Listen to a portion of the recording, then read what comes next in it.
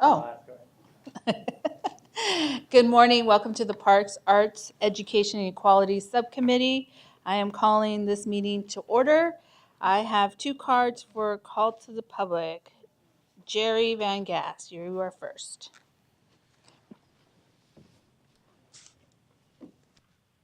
Good morning. Thank you, Councilwoman. I just want to start by, you have a handout there in front of you, which is the last 4 months, balance sheet, monthly balance sheet for 3PI funds, the two funds. We'd like to make sure that that becomes a part of documents that you receive monthly. We'd also like to see those go to the Parks Board and the 3PI Oversight Committee. And next month, sometime in December, we should be getting the Comprehensive Annual Financial Report, the CAFRA, which we can correlate the balance sheets with that at the end of the year.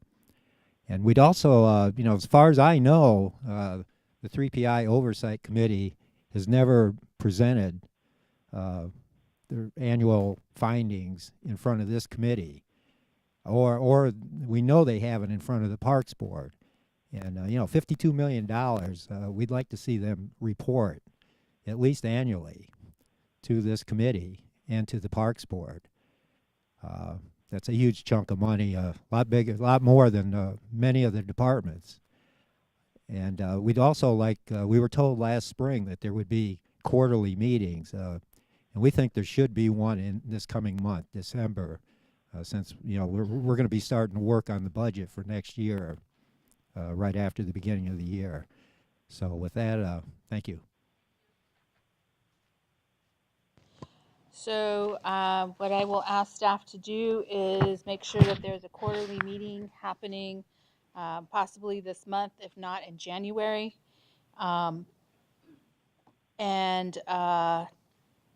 to look at, to have a report at each one of our committees of the 3PI. Tim? Good morning. Morning. Merry Christmas. Happy Hanukkah. I'm looking at some of the articles I've been reading recently about vacant land and people concerned about vacant land and the purchasing of vacant land around parks and other areas of Phoenix. And I just want to run a scenario by you because it pretty much concerns me. If I was the owner of a major business and I wanted to purchase 5 acres from the Parks Department, I really don't want to wait 10 months for some type of park approval. It's too long. Maybe it's time to start looking at all these extra properties that you have and take a different route in liquidating them. Because a normal business person is not going to wait 10 or 12 or 13 months for you guys to figure out, here, this is what we want to do and this is what we're going to do. If someone comes to the Parks Department and says, look, we want to purchase this property. If the property is not being used, and apparently it's not being used at the present time, why can't we speed this up and say, hey guys, let's get rid of some of these things. Let's get rid of some of these property that we don't need. And let's try to eliminate some of this different bad media that we're getting at the present time, because it really isn't that hard. Set up a group of people that you have already to look at these properties, get them appraised, and get them liquidated. The city can use the money in a different area. Then you don't have people who are purchasing properties, putting a business in, and these individuals are saying, come on, folks, it's a blighted area. You guys send people out to take care of blighted areas, and you have all these blighted areas yourself. How does that work? It's not, you have two different standards here. You have all these areas that are trashed out, that nothing is done with them. They're not taken care of, and then you require all the people that have these areas to maintain them. So if we could change this and consequently get a new system to liquidate some of these properties, I think that would be great for the city. Thank you.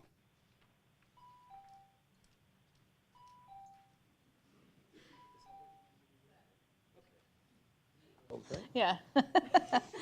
Thank you. I need approval of the minutes for October 18th, 2016. Motion for approval. I'll second it. All those in favor, please say aye. Aye. Aye. Aye has passed. We have consent actions 2 through 4. Is there anything on the consent items that want to be pulled? Okay, or spoken about? Is there a motion? Motion to approve items 2 through 4. I'll second it.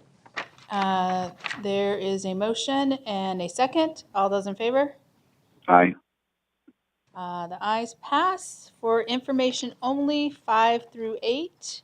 Is there anything in these items that need to be discussed? Okay. So we are at item number 9.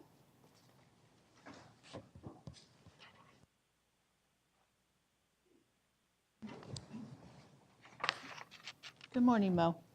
Good morning, Madam Chair.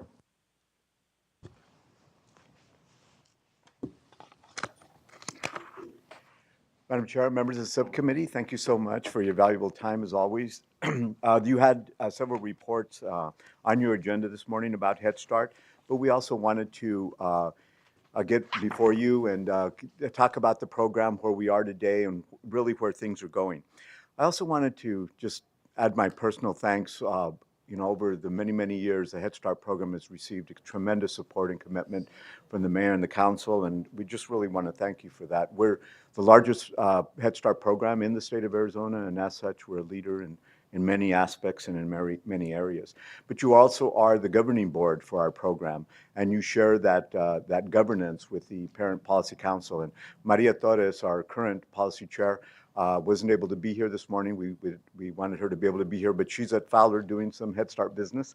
That's the program that she comes from, but she sends her well wishes. Today we have Amy Corvo. She is our Deputy Director of the Education Division, which we have all of our Head Start programs in, and she'll walk you through the presentation. Good morning, Madam Chair, members of the council. I appreciate you allowing us to have a little bit of time on your agenda this morning. This is not quite working.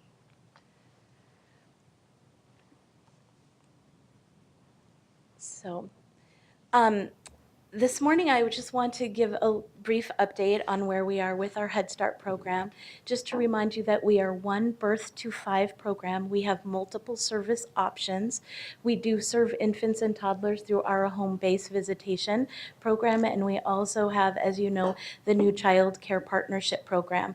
We have written a federal grant to extend and expand our child care partnerships in hopefully this new fiscal year.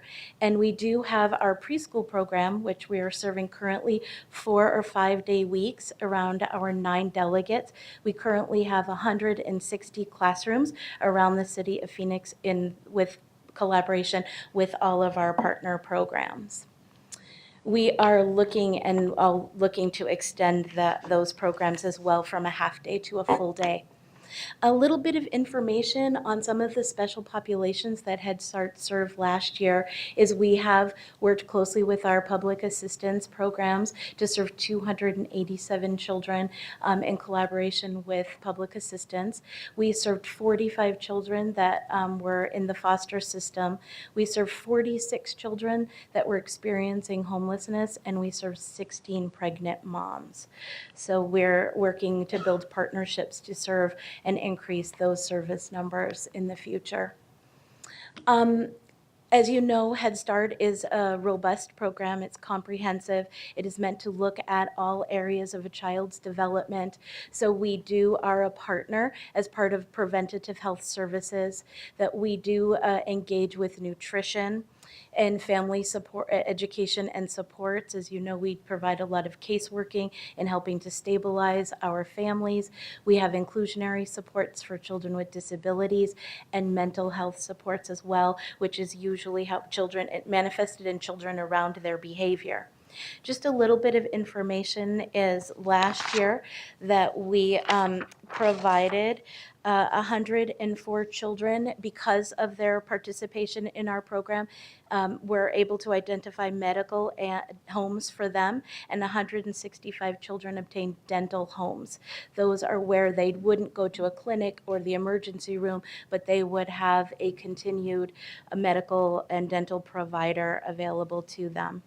We had 193 children that we identified as having a chronic illness, and we provided 189 of those got follow-up service. We identified 52 children with vision problems and 5 children with hearing problems. So who is doing the service? We have 130 teachers and 165 teaching assistants that are hired by our collaborative partners, and we have 56 case working staff here at the City of Phoenix that work directly with the families to help identify their needs around school readiness and help to stabilize the family. Our staff are our most valuable resource, and they are our largest investment in our children. They have all of this is based on responsive relationships and the opportunity we have to change the adult behavior to help stabilize those homes in order to make our children and family more ready for school. In addition to our staff that we hire, we had 3,411 families who provided volunteer services through our program last year as part of the Head Start model. Moving forward, some exciting news is that we have had the newly released Head Start performance standards, the first time since 1975 that these have been updated. So this is really a great time to be part of the work of Head Start. There is a continued commitment to the quality of the programming, which was a major factor in the new Head Start program performance standards. We are hoping that we are going to be reviewing how this is going to impact the new performance standards, how that may impact our current program. We should expect that there may continue to be some growing pains as the city makes adjustments for the cost of quality, for the service options that are necessary for family supports, and the appropriate placement of slots to serve children in communities in our areas of most need in the city of Phoenix. We are also, besides the new reauthorization, the current release of the Head Start performance standards, anticipating possible reauthorization of the Head Start Act. So we will be monitoring that closely as we move into the new federal administration. A couple of key notes around the new performance standards is there the increased duration. This is the dialogue that we've been having around children moving from a half day of programming to a full day of programming. We did write a grant and have received word that we will be able to convert 620 of our current slots from half day to full day. We'll be working with our statewide partners around the data system so that we'll be able to look at children's data from when they are in our Head Start program all the way through grade 3, help with that Phoenix Achieves model and that continuum, so we'll be able to track our students up through 8th grade and also into high school and post-secondary through our participation in the AZ EDS numbers and the longitudinal data system in our state. And also the new Head Start performance standards also ask us to consider how our work with the quality rating and improvement system, which in Arizona is called Quality First. It is the marker of having high quality programs for our children, because we know that it's through the high quality program that we're going to be able to eliminate and reduce the learning gap that we're able to see as early as 9 months now. So with that, if there are any questions that you may have of me, but that concludes my presentation. Any questions? Oh, I have a question. Going back to this, in our package, we had these sheets, attachment A with these graphs. Yes, sir. Can you explain what time 1, time 2 represents? Correct. What you're looking at as student level data, and time 1 is the baseline data that we take on a student at the beginning of the year, and time 2 is at the end of the year. So you are looking at the data from last year and where our children entered the program at baseline and where they ended on their child level outcomes. So on attachment, well, that's not, on attachment A, on page 44 of 60, Yes. it seems like time 1 where they actually started is, time 2 is actually lower. Yes. So why is that? So what you're looking at, sir, is attachment A. It represents the infant and toddler outcomes. This has historically been a problem because our infant and toddler program is continuous. It does not have a natural break in a school year. So the students that you're seeing in time 1 are not the same students that you're seeing in time 2. Recognizing this, the Head Start program is moving to a different assessment tool. It will be the tool that we use in preschool. So we'll be able to look at children birth to 5 with one tool, and we think that we'll be able to fix some of the problems that you're seeing in that data in attachment A. Yeah, because it looks like it's decreasing instead of increasing, right? Correct. Yes, Councilman Nowakowski, thank you so much for pointing that out. And that is one of the things that, as Amy indicated, we're going to have improvement. But we do know from other reports and other information from our caseworkers that we are making progress. And we see numerous examples of that. So you can be rest assured we are seeing that. But this tool does not reflect it, and it will be changed. It doesn't reflect it in the aggregate, correct? On an individual basis, when we could, if we would pull at a specific student level, we can see when they started and when they ended, and we do see growth, but it is not, it's just the way that the aggregate comes out when we pull it. So, Good. so what I'm hearing is in time 1, student A could have been tested in time 1. And then time 2, we have now student B, C, and A is not part of, A has left. Correct. And so now student B and C are part of this aggregate in time 2. Correct. So basically the data is not as solid as it should be. Is what if I was a statistician doing the research saying, okay, that's comparing apples to oranges. Correct. Okay. This is. This is, okay. Got it. Yeah, because there could be a misperception. Yeah, so next time that you present something to us, it'll be with the same student instead of different Yes. students, right? Correct. And we recognize this, it's an element of what we're able to pull from the tool. We're moving to a different tool that will allow us to only look at the same subset of students that we'll present to you next year. Madam Chair, I have one more question. Because of the success of the Head Start program, there's other agencies or entities that would love to start a Head Start program. Is there funding, or are they able to, do we have enough allocations to actually start an additional Head Start program? For example, in the St. Matthews area, we have the neighborhood ministry that's kind of doing it on their own. But how can we be a part of that?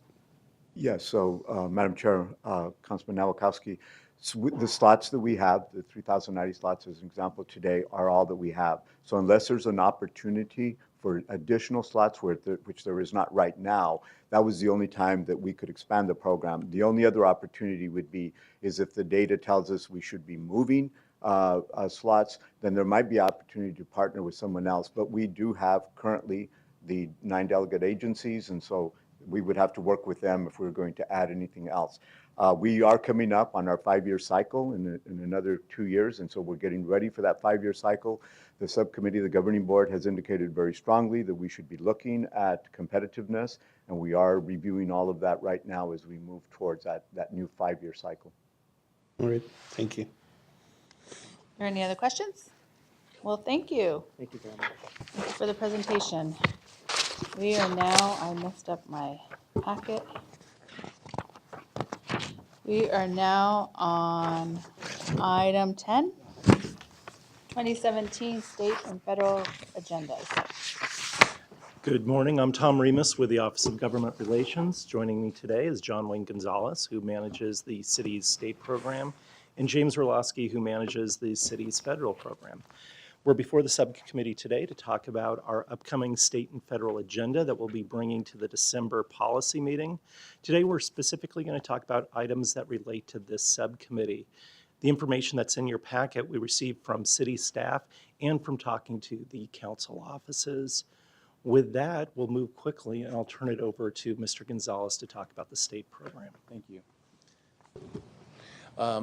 So just a reminder for the subcommittee and also for those people viewing online, the state program has the guiding principles that the council adopts every year in January when the session begins. And just as a reminder, that's again to protect the city from unfunded mandates, to make sure that we preserve local control so that our local elected officials can make decisions for the city, protect revenue sharing, which is a voter-approved initiative where the state shares some of its tax revenue with the cities, and then, of course, water resources, given the fact of what's going to happen on the Colorado River over the next several years or into the future, making sure that as the reductions occur in the Colorado River, that Phoenix is in a good position to protect its water resources. And so those are the guiding principles that will, again, be brought up to the formal meeting when we adopt the entire state legislative agenda. There were no items that were submitted from city staff on issues related to this committee. However, staff is going to definitely be aware of the fact or keep an eye on any bills that deal with the elimination of desegregation funding, which they have been popping up recently over the last several years. And so we definitely will advise council when those bills show up, if they show up this year. And with that, no questions, I'll hand it over to James on federal issues. Thanks, John. I just have a real quick couple of slides to run through for you quickly. Like John on the state side, we also have two guiding principles on the federal side. We want to promote fiscal sustainability, make sure that Phoenix gets its fair share, as well as protect local authority, so the ability of the Phoenix City Council to make decisions at the local level. The first item in your packet is the Land and Water Conservation Fund, and what we're looking to do here is support funding for Land and Water Conservation Fund. Currently, the city has a pending grant application for some LWCF funding, and so we want to make sure that that funding continues at the federal level so that we can take advantage of that where we can. The next item is the Rio Salado OS Day project, and what we're looking to do here is to work with the Army Corps of Engineers and hopefully get some funding for pre-engineering and design so that we can move that project forward. And this is the middle link between Rio Salado and Tres Rios that's currently under development. The items that you see here are items that we received from our Arts and Culture Office, and what we're looking to do here is to maximize those opportunities to get funding for the arts and humanities. Principally, that's through the National Endowment for the Arts and the National Endowment for Humanities. And so we also want to look to support legislation similar to the CREATE Act, which looks to strengthen the creative economy and support artists and creative entrepreneurs.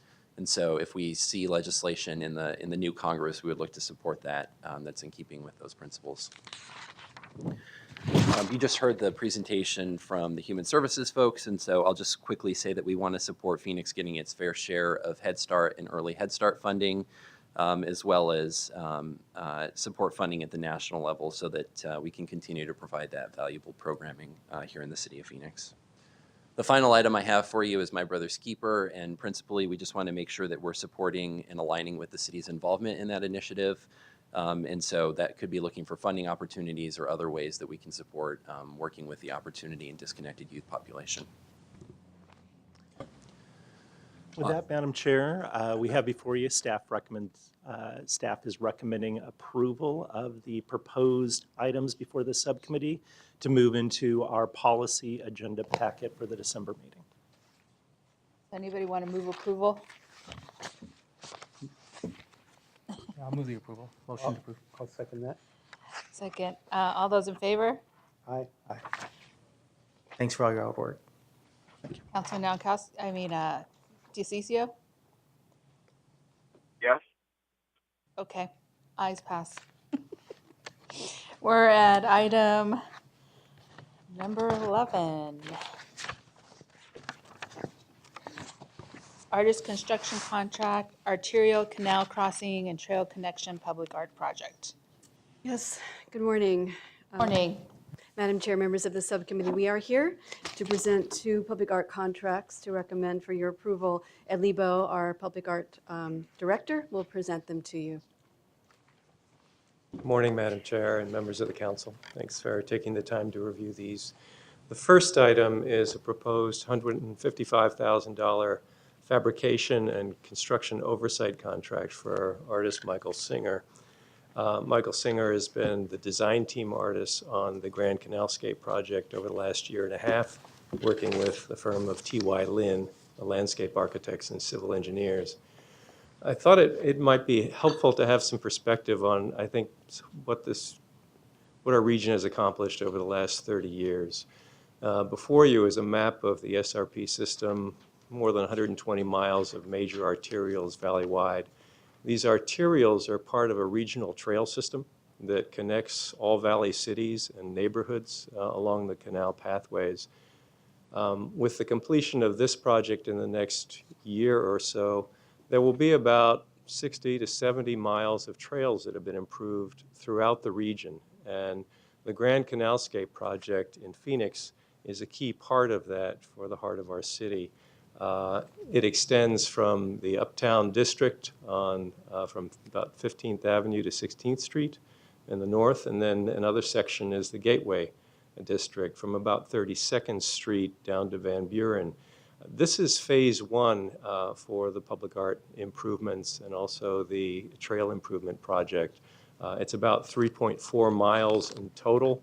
And what is, I think, really encouraging about this project is right now all of the major arterials throughout this stretch of the Grand Canal by and large, don't have the kinds of safe crossings that it should. This project will help to solve that with new signalized crossings where they're needed. The other thing that has been, I think, very interesting about this project and challenging is that this canal stretch goes through the heart of the city. It's a highly urbanized corridor with residential properties and commercial properties pretty tight up against the canal on both the north and south side. And as part of the design process, we learned, I think, almost every day that there are enormous conflicts of utilities in these areas and very tight pathways for us to work with. You can see some of these constraints here in the power poles and the water delivery facilities. So the question was for the community, how do we improve this stretch with the very limited corridor that we have? And the community at a number of meetings said, you know, we want safety, we want seating, we want shade, and as part of safety, lighting. And as part of the overall improvements of these areas, you will see the trails improved to concrete so that they will be durable, long-lasting trails. And this is just one example, this site here, of how the artists worked with the landscape architect to incorporate some improvements in this area. It includes seating, obviously trees, and some small landscaping as well. As part of Mr. Singer's contract, he would produce the form liners to produce, that is, the rubber molds to produce about 611 pavers that will be built and incorporated by the Street Transportation Department contractor that does the overall project, and also sculptural bench elements. There's also 2 shade structures as part of this. As part of this contract, Mr. Singer would create the molded aluminum, the cast aluminum pieces that will be attached to the structures. These will be built locally. The current condition, for instance, out at 37th Street near Crockett School is a dirt trail. There's an old asphalt path there. But as part of this enhancement project, there will be a new connection to the neighborhood. Again, concrete will be the trail itself, and there will be lighting, bollard lighting, as part of this as well. So these improvements would also be added to with these trail markers. Right now, if you have community connections to the canal, often the street just ends and there might be a little bit of a path that takes you up onto the canal trail, but there's no real designation of the beginning of the trail or how to enter it. So there will be trail markers as part of this as well. And so as part of this project, Michael Singer would be providing these molds that would be carried, that would then be passed along to the contractor that's building the overall project. And he would also be producing the cast aluminum pieces for this and then overseeing construction as part of this whole process. Much of the construction out of the Percent for Art funds will be done by local contractors through the Street Transportation Department as part of this project. Are there any questions about this particular item? I have a question about the shade. One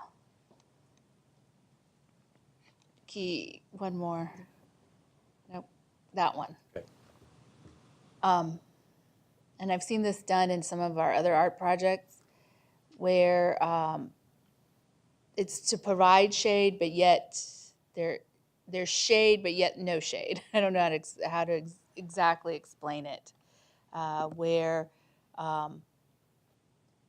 in certain parts there's shade, but the majority of the project doesn't have shade. And so I think with the environment that we live in, we should probably provide as much shade as possible along with our artwork. So that's just one of my concerns with that piece. Madam Chair, that's a very good point. There are a couple of issues with the shade structures that we have.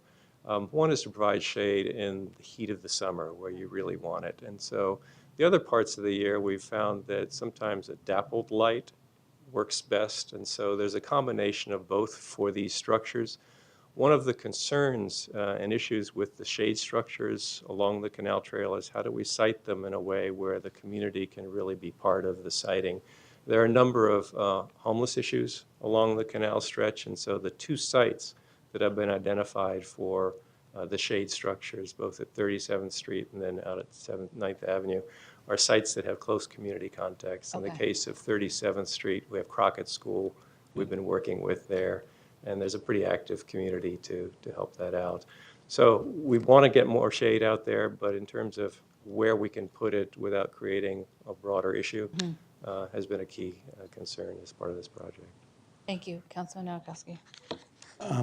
We have some beautiful shade structures in the Maryville area, but they're all out of steel and aluminum. And during the summertime, you can't sit on those because they're just like frying pans. I'm just wondering if we're sensitive to the hotness of the city of Phoenix, and if people are going to be able to sit on the concrete or even on the aluminum or touch the aluminum. If that becomes more of an oven, then it becomes a shade structure. And that's one of the things I've been seeing is that we have some beautiful, beautiful art pieces that have become bus stops, but it's a beautiful art piece. It's not usable because of the steel that's been incorporated in that stop. Madam Chair and Councilman Nowakowski, that has been a concern of the team with the shade structures that are part of the bus shelter system. They are all powder coated, and the powder coating actually reduces the temperature on the surface. In the case of these aluminum structures, they will be high enough, that is, the ceilings of them will be high enough to create enough airflow. And the seating elements within these structures are going to be the concrete, which is going to be shaded, so it will provide the kind of shade. These issues of comfort were ones that the team took pretty seriously in trying to figure out, one, what's the most durable kind of material we can use for long-term sustainability, but also what is going to make people most comfortable in these settings. So those are good points that I think the team has been looking at all along, and we continue to look at how to get these materials out in public. Well, thank you for understanding and knowing that the materials we use have to be adaptable to our heat, our intense heat, and we would like to be able to use it once 7 o'clock or 7:30 hits in a summer to be able to go out. But thank you. Do I hear a motion for these items? Before the motion, I know that we're activating alongside a canal. Is there any signs letting people know, especially parents, if they're going to allow their kids to ride their bikes down the path? that there is a canal and that they need to stay on the path, and or it's sort of like a little disclaimer or a little warning when you enter into it, because sometimes people really don't know that it's an active canal and that people sometimes fall in that canal and there's no way out of that canal. It's really hard to. Yeah, that's a very good point. Again, this is a project I've been working closely with the Street Transportation Department on, and I'll carry that concern Thank you. back to them. So do I have a motion? I'll make a motion to approve staff's recommendation. I'll second. I have a motion and a second. All those in favor, please say aye. Aye. Yeah. All right, and item number 11 passes. I think we were supposed to do item 11 and 12, but now we're on 12. This is the Airport Terminal 3 Modernization East Atrium. Go ahead. This is a proposed contract for artist Donald Lipsky, and it is to develop a design concept and also engineering feasibility for a major artwork for the East Arrivals Atrium as part of the T3 modernization. This is the same approach we took to develop the artist contract for James Carpenter. And again, let me offer a bit of perspective. I assume most of you have been to the new terminal and seen the views that are there. The views of the valley, the landscape, are really the star of the show at the airport. It has turned what was a concrete-clad structure into one that is almost all glass that you can view out in all directions. So as part of that, we have a couple of projects that are already in motion. One is for the North Concourse Bridge, and last year Council approved a contract with James Carpenter. It was similar to this contract to get going. It's about a $2 million project to run this remarkable work along the entire bridge of the North Concourse. On the South Concourse, it will connect Terminal 3 to a new South Concourse for terminal. There's an artist, Teresa Villegas, is designing the terrazzo floors. As you know, we've had great success with terrazzo at the airport with artists, particularly some of our Arizona artists, developing extraordinary things. This particular item before you is for the East Atrium Wall. The East Atrium Wall is going to be the Arrivals Atrium, and it's part of the next phase of improvements at the modernization. It's going to be a wall that's about 94, 95 feet long by about 14 feet high. And it's the kind of place, in talking with aviation and the entire team, that they really want people to be able to say, meet me at the, or under the. And so it's on that kind of scale that this work would evolve. The recommended artist was Donald Lipsky. These were examples of his past work. In this instance, this is the Fort Worth Convention Center. He specializes in using common, small, everyday objects and turning them into large, iconic kinds of sculptures.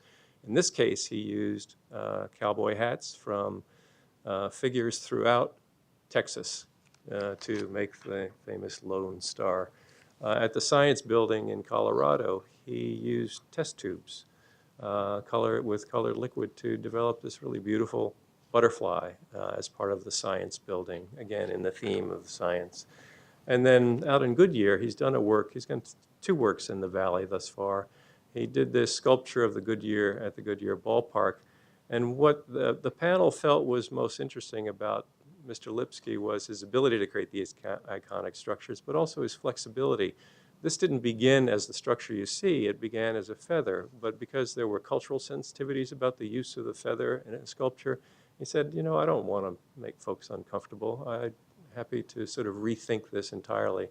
And the airport is a complex machine, complex city unto itself, and so it's going to take that kind of flexibility to develop an idea and then come back with something that will succeed. Part of Mr. Lipsky's contract would include a significant portion for engineering. We know that the wall in the East Atrium will need some structural upgrades, and the question will be what he comes up with an idea, which again we'll bring back to you for a larger design contract. What will the structural upgrades need to be to accommodate that? So this would be a contract to begin design. Do I have any questions? You have a motion? No, I just have a comment and I'll make the motion. This is incredibly exciting. I love the artwork that we see at the airport. I love the artwork that we see, that we're going to see along the canal banks and what we already see on some of our shade structures that are bus stops as well. But the more art that we can and thank you so much for your effort. And the more art that we can expose our families to, our children to, and literally every neighborhood in the city of Phoenix, whether it's a bus stop or, coming downtown or picking someone up from the airport or taking a flight. When people are exposed to those types of things, it's one of the things that are most important, I think. And it just shows that our city cares, and our city is also aware that that's how you not only add to the culture that we have, but that's how you build a strong economy as well. I mean, we have to continue to talk about art in a way where it is developing the economy of the future and the one that we want, one that is inclusive, that has a vision, there's some excitement there, and it just speaks volumes to the the culture that we have as well. So I can't wait to see what ideas will come out of this particular project. There's a lot of courage that comes with taking on this type of thing as well, so I'm excited. So that said, motion to approve. Do I have a second? Second. There is a second. All those in favor, please say aye. Aye. Aye. Yes. Yes. Motion passes. I do not have any cards called to the public. Are there any future agenda items? I'd like to have an update on the vacant parklands. Seeing that we had that public comment earlier in the process of actually selling them. Okay. Anything else? Meeting adjourned.